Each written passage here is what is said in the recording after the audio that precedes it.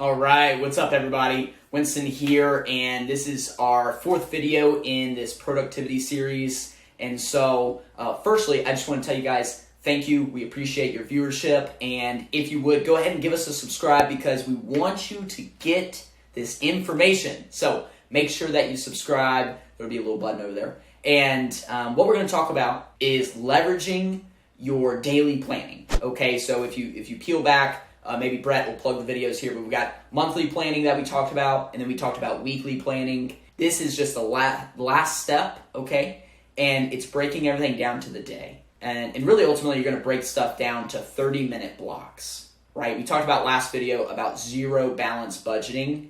You want to make sure that you have your whole day budgeted 100%. Now, that doesn't mean that you're constantly doing like work stuff all day. You may have like buffers in there. You might have free time plugged in there. And I'm a big proponent, if you get all the critical tasks done in the day that you had set out to do, then now you have the freedom to go do what you want. But you should be budgeting that time. And so personally, I find it best to put my day together the evening before. So if I finish, let's say you finish work around 5, 6, or 7, trying to plan your next day right after you finish your current one you're on, you're a little, you're kind of empty on gas, right? It's hard to have clarity and plan the next day.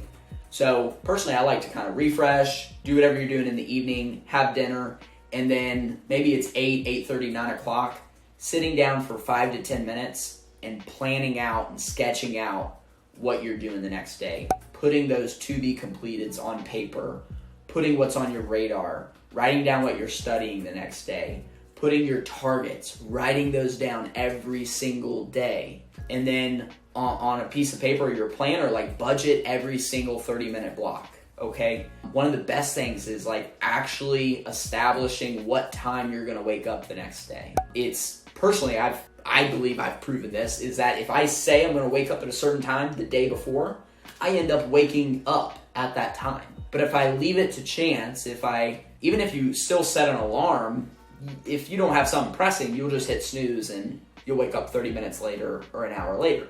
But if I tell myself and plan it, okay, I'm gonna wake up at 5 tomorrow, or I'm gonna wake up at 5:30, you're more likely to do it. The daily is, one of the most important parts is trusting the weekly. So you should have a weekly plan that you've written out, okay? And that should be done like on Sunday. You need to trust what you've built out and planned from that weekly view, so that way when you get to Tuesday, Wednesday, Friday, you know what needs to be done. You're not trying to scramble and react. You've proactively built the day. Your paper planner, and I'm a big proponent, you want all this down on paper.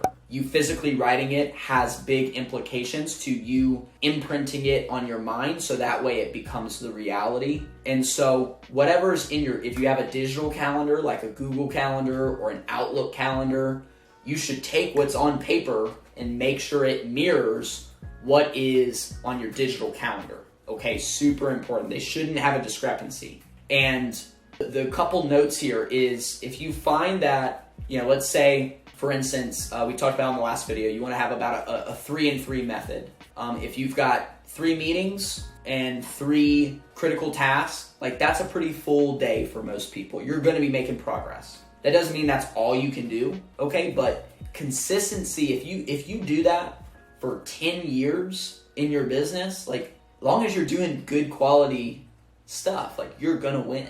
So a 3 and 3 method, but if I've got a day, I've got 6 meetings, I'm gonna set the expectation that I'm probably not gonna get a ton of projects or critical tasks fit in on that day, right? And so I may move things around, but ultimately, I'm going to have that stuff pre-planned, written out. And one tip here is, if you find that you get to the end of the day and you just didn't get to something. Let's say I had 3 critical tasks and I only got 2 of them done, and then stuff kind of popped up. I'm just going to carry over that critical task to the next day. Unless it's pressing, I'm not going to sit there and like totally change my plans the rest of the day. I'm just going to carry it over. Now, where you need to be careful is if you constantly are carrying over those critical tasks, then it just means you need to plan better, right? And so that's where the weekly review comes in. okay? And again, I talked about this already, but a lot of this stuff I've learned from Taylor Welch with Traffic and Funnels. Great entrepreneur, great guy. You should go check his stuff out. That's where I've learned a lot of this productivity knowledge is from him and his team. So the weekly review, I like doing on Saturdays, okay? Because Saturday's kind of the end of the week. If you work 6 days out of 7 days in the week, or if you work 5 out of 7, Saturday is a day that you're going to have some time to look at your week in review. And during that time, you're going to look at those things where, okay, I didn't get that done on Tuesday, and then it moved to Wednesday, and I still didn't get it done, and it moved to Thursday. So then the following week, you can plan a little better on how you're going to build the week. And in my planner, I'm writing down notes every day of like, okay, I'll circle something like, didn't get this done today, or didn't do as much of this, or woke up at this time, but I wanted to wake up at this time, right? I started working in my office at this time. My goal was this time. And what you'll find are trends, okay? The weekly review allows you to see the patterns in your habits, routines, production, so that way you can engineer what you're doing for success, okay? The other thing that is really good to do in the weekly review is just reflection. What mistakes did I make this week? And not just what mistakes did I make, but if I were going to teach somebody else, if I was going to mentor or coach somebody else going through the same problem, what would I tell them? And it's a great exercise to understand, like, what would really have been the better thing to do in that situation. Another question is, what wins did you have? Like, where did you win this week? What were your big W's? And I think that's important, just understanding and recognizing, like, okay, this went really well. Like, recognize that, right? And then overall, rating how your week went in all areas of your life. So health, emotional, mental, relationships, financial/career, any faith, spiritual, any bucket or area that you find important, rate yourself 1 to 10 on. And again, you're going to see these patterns. If you see week after week after week that your lowest rating is always in relationships, and let's say that you have a family, you have a wife, a couple kids, or you have a husband, a couple kids, like, you're going to realize that, okay, I might need to invest more time and energy there, right? Or your health. Maybe it's your health that's always getting put on the back burner. You're not doing the workouts that you say you're going to do.